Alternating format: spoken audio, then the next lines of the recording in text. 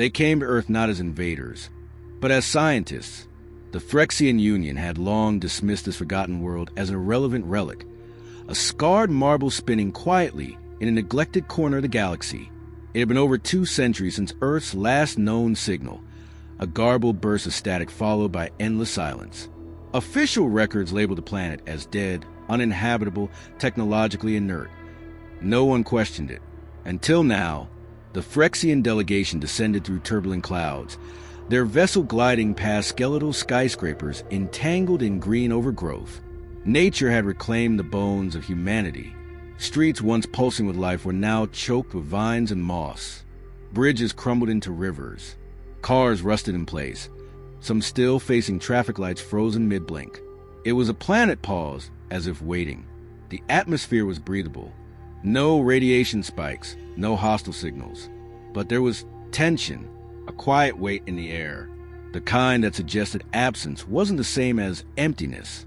Xenologist Yarla ran scans from her wrist console. No active electronics.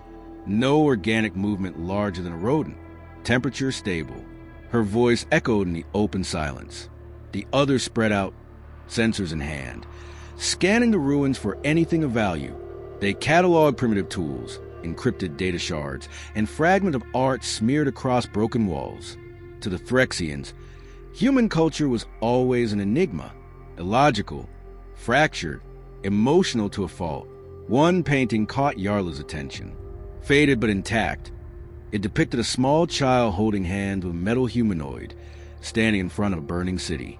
Their eyes were locked in a calm gaze, unfazed by chaos. "Is this war or peace?" she asked quietly. "Human contradiction," one of the others muttered. Obsessed with conflict, they couldn't evolve beyond themselves. And yet, the city's destruction looked intentional, not accidental. Controlled. After hours of grid mapping, seismic scans led the team to a buried structure beneath what once was the Manhattan Financial District. Unlike the ruins above, this vault had power, weak but present. They found a reinforced alloy had shielded by active defenses. It shouldn't have been functioning after 2 centuries, yet when one Phyrexian reached for it, the vault pulsed. An energy barrier shot out, nearly atomizing his hand. He staggered back, trembling. There's a system awake down there. It took precision hacking and several near-death attempts before the vault finally opened, revealing a descending spiral of sterile metal and soft blue light. They moved cautiously. The deeper they went, the cleaner the air became. More sterile, preserved. At the bottom of the spiral, they found a chamber, circular, silent, and not empty. In the center stood a tall humanoid figure, metallic but smooth, with humanoid proportions and a blank faceplate. Nearby, encased in stasis, floated the body of a small child, no older than 5 in appearance. The capsule was wrapped in faint holographic threads. Pulsing softly, Yarla stepped forward. Symbols lined the wall, written in over 80 different languages. Both Earthborn and alien, all said the same thing. Remember, the humanoid unit was inactive. Its core flickered with the dull light of standby mode. Near its feet, a console pulsed, awaiting input. Yarla approached, raised her hand, and let the interface read her DNA. The machine word clicked. Then, without sound, the humanoid figure straightened. Its faceplate lit up, not with eyes or a mouth, but with glowing lines forming complex geometric expressions. Its voice, when it came, was calm, not robotic, not human. Something in between. "Are you human?" Yarla stepped back. "No, we are Phyrexian. You are Unit Aegis 9, Guardian of Project Memory." The figure scanned them each in turn. No humans detected. Therefore, you were the successors. We're explorers. We thought Earth was dead. A pause. It was not. It is now. What happened to them? Yarla asked. Aegis 9 turned to the stasis pod. Before extinction, they encoded their final legacy. 1 child, 1 sentinel, 1 vault. Another Phyrexian stepped forward. Why a child? Because memory is not data. It is emotion, loss, hope. A child carries all of it, purely. The Phyrexians exchanged glances. This was beyond standard AI protocol. Aegis 9 wasn't just an archive. It was a curator of culture, of soul. What's inside the child? Everything. Yarla frowned. You mean genetic data? Species preservation? No, I mean everything. They studied the pod closer. The child's expression was peaceful. No fear, no pain, frozen mid-breath. Hands folded against his chest. His heartbeat, a low, steady rhythm, persisted beneath the field. The vault's walls shimmered. Lines of code flowed across surfaces. Not technical code. Memory, written in images. A boy running through snow. A woman crying over a painting. Soldiers laughing in a trench. A rocket launch. A street protest. Lovers dancing in rain. Earth in pieces, yet whole in moments. This is irrational, one Threxian muttered. What is the purpose? Aegis 9 answered. To be remembered. For what? For being human. None of them spoke for several seconds. Then Aegis 9 gestured to the console. Do you wish to understand them? Yarla hesitated. Yes. The room darkened. The air grew heavier. Then holograms bloomed into existence, real, textured, layered in emotion and context. It wasn't a documentary. It was immersion. They were inside memories, walking among human thoughts. Laughter and screams echoed together. Despair danced with joy. They felt grief not as observers, but as participants. They heard lullabies and war cries in the same breath. When it ended, they stood silent, shaken. One whispered, this wasn't a species. It was a storm. Yarla stepped forward. Why didn't they fight? Why didn't they survive? They chose something greater, said Aegis 9. A panel opened beside the child's pod. A data crystal emerged, glowing with the same pulse as the stasis field. Aegis 9 handed it to her. Take this. Learn. What you decide next will echo far beyond the system. The silence in the vault grew deeper. Yarla closed her fingers around the crystal. We thought they were gone, but maybe they just moved beyond us. The vault doors began to seal again behind them, and somewhere deep within the earth, something long dormant stirred. The crystal's data core interfaced with the Threxian systems instantly. But unlike typical archives, this one fought back, not with defenses. There were no viruses, no corrupt code, but with depth, emotion layered within context, memory braided with music, sensations bundled with moments. Each file carried a fragment of humanity's final voice, wrapped in complexity no Threxian AI could properly parse. Logic faltered. The data was built to be felt, not simply read. Aegis 9 waited, silent, watching them struggle to make sense of it. Only Yarla dared continue. She isolated a thread, one labeled with a single human word, goodbye. As it played, they saw Earth on the brink, oceans rising, skies darkening, fires burning through forests while snowstorms raged across cities. But the collapse wasn't chaotic, it was orderly. Humans had seen the end coming, and instead of warring to the last, they united, not instantly, not perfectly, but undeniably. They saw leaders laying down arms, corporations opening their vaults, scientists erasing patents, sharing cures, pooling resources. Religion stopped arguing and began building. Artifacts of division were buried. Humanity didn't go out screaming. It went out singing. And at the center of it all was the project, a fusion of biology, consciousness, and AI, not to save humans, but to preserve them, their essence, the things that couldn't be measured in DNA or blood type, their contradictions, their beauty, their fury, their love. Yarla turned to Aegis 9. Why make the child part machine? Because machines do not forget, but only humans can feel. She walked over to the stasis pod. The child, Eli, remained perfectly still, breathing in slow, programmed intervals. Yarla placed her hand on the glass. What is he? Aegis 9 replied, the last story, the first seed. One of the Threxians scoffed. A seed of what? A failed species. Aegis 9 didn't move. A species that chose memory over survival, that chose meaning. They continued watching. Another thread loaded, marked the choice. It showed humanity's final conference, held in a buried facility as storms raged above. Every nation, every major voice, present, not to plan war, not to evacuate the planet, but to decide what legacy to leave behind. Leaving Earth was impossible, not for lack of technology, but for the realization that the galaxy beyond had already moved on. Empires, predators, machines, none would welcome them. Earth wasn't destroyed. It was shielded, by choice. The stasis child wasn't a lifeboat. He was a message, a living archive. In the final footage, a woman, gray-haired, tired, but smiling, placed a kiss on Eli's forehead and whispered, "Let them know who we were." Then silence. The Threxian sat still, unsure what to say. This wasn't extinction. It wasn't surrender. It was transformation. Unfathomable. Alien. Yarlo whispered. They didn't die.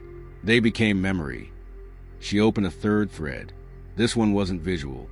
It was pure audio. A child's voice, young and clear. If you're hearing this, you weren't meant to. But now that you are, you need to understand, we weren't perfect. We made mistakes. We hurt each other. But we never stopped hoping. Even when the sky turned black, we dreamed. The voice paused. A breath. They told me to sleep until someone came who wanted to listen. The console beeped.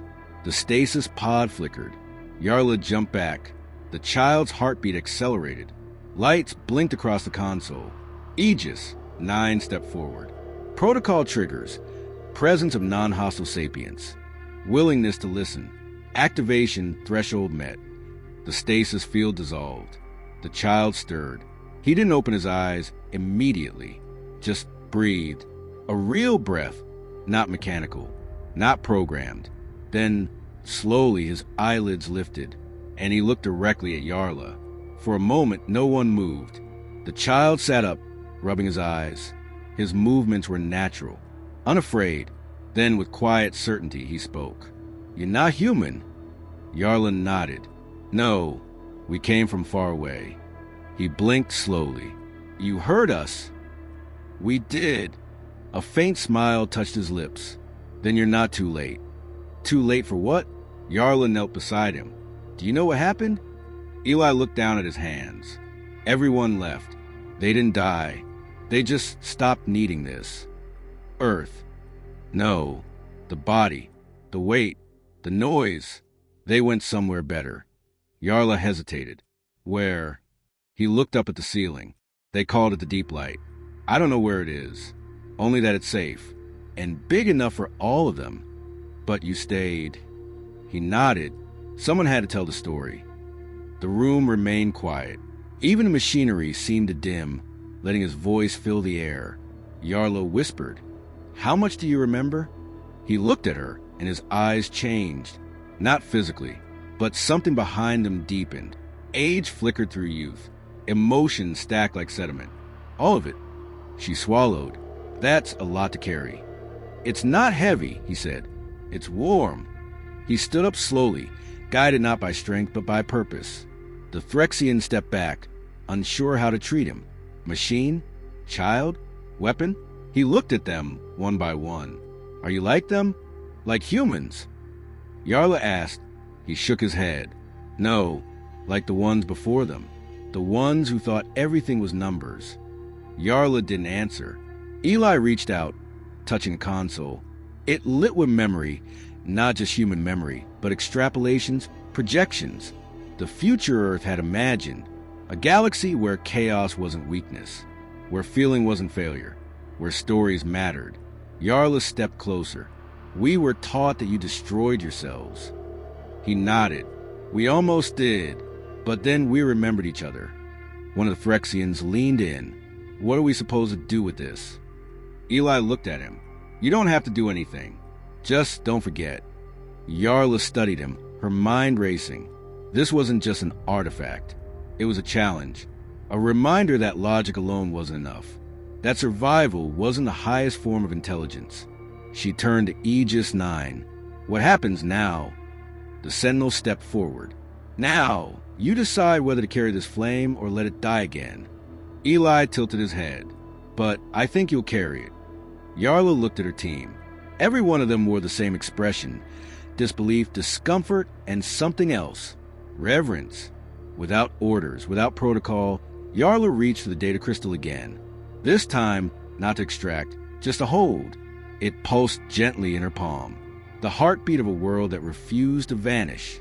And for the first time in her life, Yarla didn't feel superior. She felt human. They left the vault in silence. The surface felt different now. Not because it had changed, but because they had. The ruins weren't just ruins. They were echoes. Every shattered window, every toppled statue, every abandoned toy meant something. Earth hadn't been destroyed. It had been put to rest. The sky above was overcast, soft beams of sunlight filtering through broken clouds. Eli stood beside Yarla, eyes scanning the landscape. He didn't look afraid. If anything, he looked calm, as if he knew everything was happening exactly as it should. Yarla's ship waited in the clearing, cloaked in chrome armor and quiet energy. The other Phyrexians watched from a distance, speaking in hushed voices, uncertain what to do with the being now walking among them. They'd been trained to catalog relics, extract knowledge, and return to command. But Eli didn't fit into any report format. He wasn't a specimen. He was something else entirely. "Where do you want to go?" Yarla asked him. Eli shook his head. "Not yet. The planet isn't finished speaking." She blinked. "You mean there's more?" He nodded. "This place remembers. And I need to show you what it's remembering." Against her instincts, she followed him. Not as a scientist, but as a witness. They traveled across continents, through cities overgrown with moss and silence, past deserts where wind whispered through old satellite dishes, through forests that had swallowed suburbs whole. Each location he chose deliberately, and each one carried a pulse of something ancient. In the ruins of a school, Eli pointed to a chalkboard that hadn't been erased in over 200 years. "This was where I learned to read." Yarla stared. "You're that old." "Not me. The memory. It's here. It's all here. In a collapsed stadium." He stood at the center of the field, surrounded by bleachers half swallowed by trees. This is where they gathered. Not to fight, to celebrate. Even when things were bad, they still played. Later, in a burned-out hospital, he touched the walls softly. They saved each other even when there was no time left. Not because it would work, but because they could not try. Each sight lit up something in her, a feeling she hadn't known she could feel. Loss, yes, but also admiration. Awe. These were not the ruins of failure. They were the monuments of a people who loved fiercely, even in the face of extinction. As the days passed, something in the Phyrexian crew began to shift. Where once they documented, they now listened. Where once they scanned, they now mourned. Eli never lectured. He never instructed. He just showed them what was left, and let them choose how to receive it. In the heart of an old communications hub, long dead, rusted, and crumbling, Eli pressed his hand against a console. To Yarla's surprise, it lit up. "You restored this?" she asked. He shook his head. "No, Earth did." The console glowed with new patterns, different from Phyrexian systems, but unmistakably alive. It was broadcasting, not across the galaxy, but deep into the planet itself. "What's it saying?" Yarla asked. Eli closed his eyes. "It's remembering the sound of its people." Then, for the first time in over 200 years, Earth spoke, not with words, with music, soft, ethereal. It bled from every speaker. Every resonator still left in the structure, a symphony composed of laughter, wind, rainfall, and echoes of old songs. Music woven from memory itself. Yarla felt something stir in her chest. Not data, not knowledge, meaning. She looked at Eli, who simply said, "This is who we were." Later, around a fire they built not for warmth but for tradition, the Phyrexians sat in a circle with Eli at the center. They asked questions, not tactical, not strategic, personal. "What did your people love most?" Eli answered without hesitation. "Stories." "Why?" "Because stories are how we survived ourselves, how we forgave each other, how we knew what was worth dying for." Another asked, "What do we do with your story now?" He looked at each of them, then at the sky. You tell it, but not as a warning, as a gift. They understood, even if they didn't yet know how. Back aboard the ship, Yarla uploaded the full contents of the crystal into an isolated core. It would take decades to interpret, not because the data was encrypted, but because it was human. It demanded time, patience, empathy. She drafted her first report to command, but couldn't find the words. Earth was not a mistake. That was the only line she left intact. Command wouldn't understand. Not at first, but maybe they didn't have to. Before they left, Eli took her back to the vault one last time. Aegis 9 still stood at its post, silent but aware. Eli turned to her. You don't need to take me. You're staying? I'm the Echo. This is where echoes belong. She opened her mouth to argue, then stopped. He placed something in her hand. A small device, smooth and silver, marked with Earth's ancient symbol for infinity, looped like a sleeping human curled in peace. When you're ready, he said, you'll know what to do with it. Yarla closed her hand around the token. Will we ever see you again? He smiled. If you remember me, you already have. As they lifted off from Earth, Yarla watched the planet shrink beneath them. Not dead, not abandoned, held in stasis by choice. A sacred archive waiting to be rediscovered by those who could understand. And maybe, just maybe, become more because of it. For the first time in her career, Yarla didn't feel like an explorer. She felt like a student, and Earth was her teacher. The Threxian High Assembly listened to her report in cold silence. Yarla stood before them, a single representative facing the most powerful minds in their civilization. Holographic images from Earth floated above the tribunal. Ruins, artifacts, the child Eli, and most striking of all, the recovered symphony Earth had broadcast in its final days. The faces of the Assembly were unimpressed. Artifacts, one delegate said. Interesting, but irrelevant. An extinct species sentimental to the end. Another added. How is this useful? Yarla kept her voice calm. You're missing the point. They didn't just die.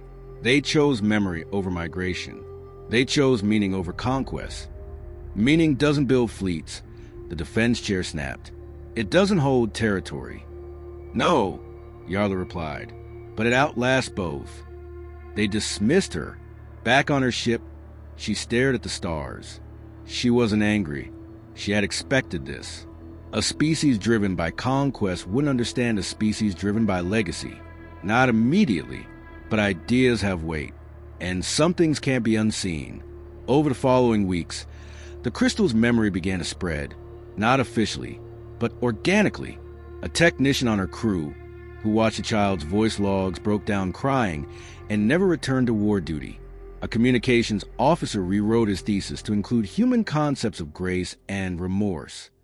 A senior strategist began studying music. Something subtle shifted in the Empire's tone. Not doctrine, culture. They had touched something ancient, and it had touched them back. Other missions were sent to dead worlds, hoping to find something as profound. They didn't. Earth remained the only one to leave behind more than data. It had left behind soul, and soul is not easily replicated. Years passed. Yarla quietly became a voice of curiosity in the Empire. Not a rebel, not a revolutionary, a teacher. She began lecturing not on tactics or alien language parsing, but on human stories. Her talks filled auditoriums.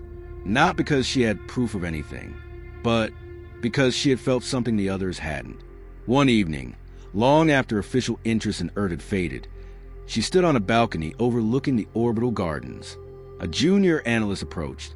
You really believe they were more than just a failed species? Yarla smiled. They weren't failed. They were finished. There's a difference. Why keep telling their story? She didn't answer right away. She reached into her jacket and pulled out the token Eli had given her, the silver disc with the symbol of infinity. She'd kept it with her every day, not as evidence, as memory. She placed it in the analyst's hand. When a story is heavy, she said, you pass it on. Otherwise, you're crushed beneath it. The analyst stared at the token. What is this? A door, but only if you're willing to open it. That night, she activated the device for the first time, not out of curiosity, but readiness. The token hummed softly. A projection appeared. Eli, not older, not younger, timeless.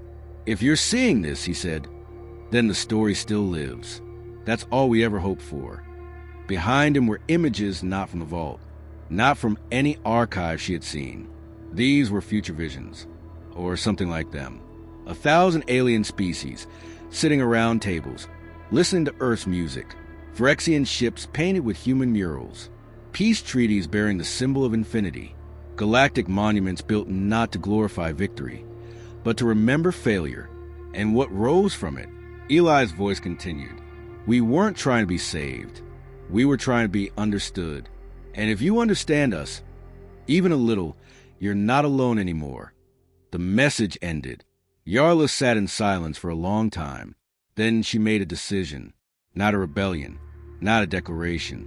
A pilgrimage. She returned to Earth. This time, not with a full crew, just herself, and those ready to listen. The planet welcomed them quietly. The vault remained sealed, but its signals had grown stronger.